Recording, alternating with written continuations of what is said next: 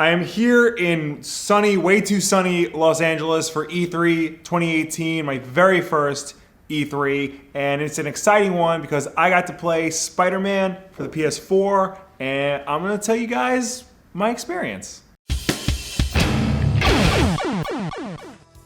So just a quick summary of what happened that day. We get there at 2 o'clock because that was the time that we were allowed to enter because we had gamer passes, whatever that means.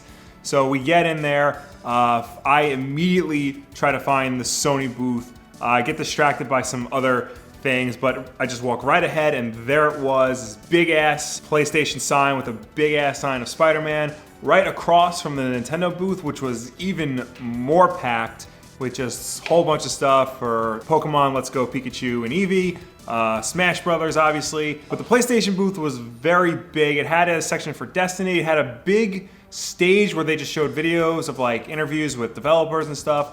But the main focus of the Sony booth was Spider-Man, and that's really all I wanted to do at the Sony booth. It had a very nice setup. It kind of looked like a New York City alleyway with all this graffiti on it, a big sign for Mayor Norman Osborn to get him reelected, which, why would you want to do that? I feel like that's going to be important in the game. And this was really cool. You probably saw this already online somewhere, but they had newspaper kiosks, the kind you see in New York that you can just get a newspaper on the street, for the Daily Bugle. It's basically an ad for the game, but it's a full newspaper with articles and everything. I think it's cool. I got two, and if a certain partner of mine who's off camera that way behaves himself, he might get one. No, you gotta behave.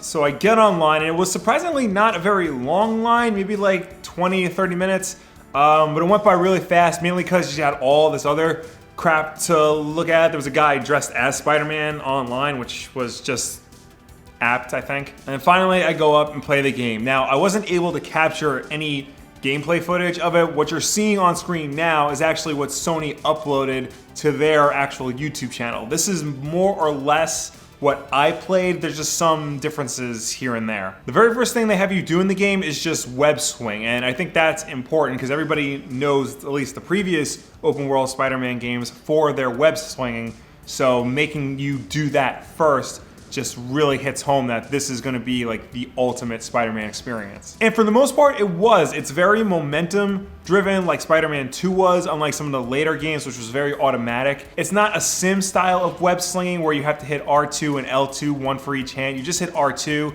to swing, but you can hit X for a fast zip and just keep your momentum going that way. It was very fluid and very fun. And the web swinging really was a great place to showcase the graphics for the game. All the demo units were running on PS4 Pro hardware, and it was just spectacular to look at. Definitely one of the best looking games I have ever seen. And then right after the web swinging, you do a short little combat section. Now, there had been some talk about the game having Arkham style combat, and that's kind of true, but it's different enough from Arkham to make it its own thing. For one thing, you don't automatically snap from one villain to the next. You have to actually like turn and find him in order to start attacking him. Counter is a different button. There's no real light and strong attacks. There's regular attack, there's a web attack, and then there's dodge, which is, like I said, a completely different button. After that section, you pretty much get to explore the open world and just see what you can find. I was able to run into a car chase that I quickly died during, so I wasn't able to replay that. But I did stumble across what I think was supposed to be a stealth section, except I screwed up and it quickly did not become a stealth section anymore. Now, my experience with this section was on the rooftop of a building. What you're seeing on screen is in a warehouse, but the scenario is almost exactly the same. Again, this is a stealth section, and again, the guy playing this is doing it properly. I screwed up and it quickly became a fight for my life. But from there, once you take out the first round of villains, it sort of becomes like a horde mode where just wave after wave of bad guys come at you and you basically have to try to survive. Again, it's similar to what they do in Arkham, but what I like here is that they actually tell you what wave you're on. So like if you're on the first wave, the second wave, the third wave, all the way up until it actually says the final wave, so you actually have some sort of sense of how you're progressing, which I really like. Most of the times when games do this, it's just like, here's a bunch of bad guys, good luck. Here it actually gives you a sense that you're moving forward and progressing in the mission. Once I finished with this, it was on to the final section of the demo, which was a boss fight with Shocker. Now, as you'll see in this gameplay footage, it takes place in a circular room and you basically have to swing around and then grab pieces of debris and hit them with it. And again, I have to stress that the demo you're seeing is doing a much better job than I was doing on the show floor. In this section, you have to keep swinging in order to avoid Shocker's blasts, and then when you get a chance, hit him with a piece of debris.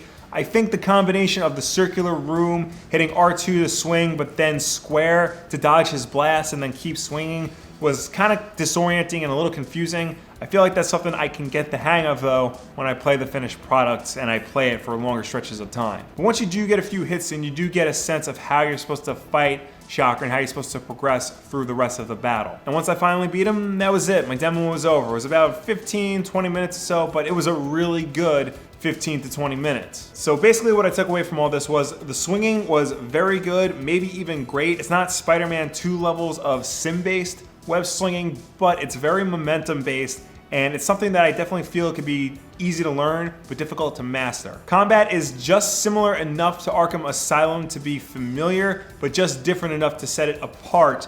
And if you're feeling a little burnt out on that sort of combat, like that guy over there, you might be into this style a little bit more. It's not as rhythm-based, and you don't snap immediately to your next opponent, and it doesn't really insult you with the dodge now type things, although you do see Spidey Spider Sense come up when it tells you to dodge, but that kind of makes sense for this character. And again, the stealth section, I screwed up, but it didn't feel like a screw up in typical stealth games where you might as well just restart the level. You're definitely able to survive even if you get caught right away. You can rip guns out of people's hands with your webs, you can tie them up, you can dodge easily. It's not too difficult where you die instantly from screwing up a stealth section, but it's just difficult enough to feel frustrating. And the boss fight with Shocker did take some time to get used to, but I feel like once you do get used to it, you can easily master it and become second nature. I do wish I was able to finish that car chase though. That seemed really interesting, and I hope when I do get my hands on the final game, I'll be able to see where that goes eventually. And that was Spider-Man for the PS4. This is definitely a game